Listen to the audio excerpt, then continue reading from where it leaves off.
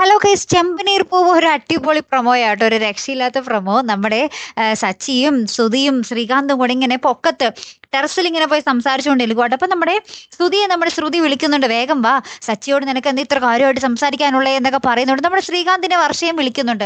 അപ്പൊ സച്ചിയെ മാത്രം രേവതി വിളിക്കുന്നില്ല കേട്ടോ. രേവതി ആണെങ്കിൽ അടിയിൽ ഇങ്ങനെ ഹോളിൽ പൂവൊക്കെ കിട്ടുന്നതിന്റെ തിരക്കിലാ. അപ്പൊ സച്ചി വിളിച്ചിട്ട് നമ്മുടെ രേവതിയുടെ അടുത്ത് പറയുന്നുണ്ട്, അവരുടെ രണ്ടുപേരുടെയും ഭർത്താക്കന്മാർ അവരെ വിളിച്ചല്ലോ, നിനക്കെന്താ എന്നെ വിളിച്ചാല് എന്ന് പറയുന്നുണ്ട്. അപ്പൊ തന്നെ നമ്മുടെ രേവതി, നിങ്ങൾ എവിടെയാ, എത്ര നേരമായി പോയിട്ട്, വേഗം വാ എന്നൊക്കെ ഇങ്ങനെ പറയുന്നുണ്ട്. അപ്പൊ തന്നെ സച്ചി, ഓ അടിയൻ എത്തി എന്നൊക്കെ പറഞ്ഞിട്ടുള്ള ഭയങ്കര രസകരമായിട്ടുള്ള ഒരു രംഗങ്ങൾ തന്നെയായിട്ട് കൂട്ടുകാരെ നമുക്ക് പ്രൊമോയിൽ കാണുവാൻ സാധിച്ചതേ.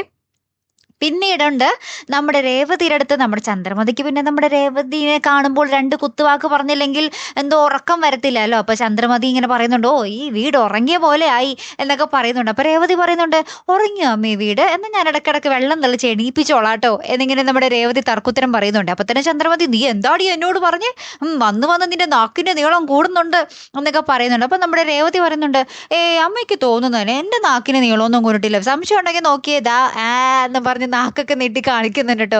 ഒരു അടിപൊളി രംഗങ്ങൾ തന്നെയാട്ടോ. രേവതി എന്നും ഇങ്ങനെ അടിക്കടി മറുപടി കൊടുക്കുന്നതാണ് നമ്മൾക്ക് പ്രേക്ഷകർക്ക് ഇഷ്ടം അല്ലേ. എന്തായാലും കാത്തിരുന്ന് തന്നെ കാണാട്ടോ. അപ്പൊ അടുത്തൊരു വീഡിയോയുമായി വരുന്നത് വരയ്ക്കും ഗുഡ് ബൈ.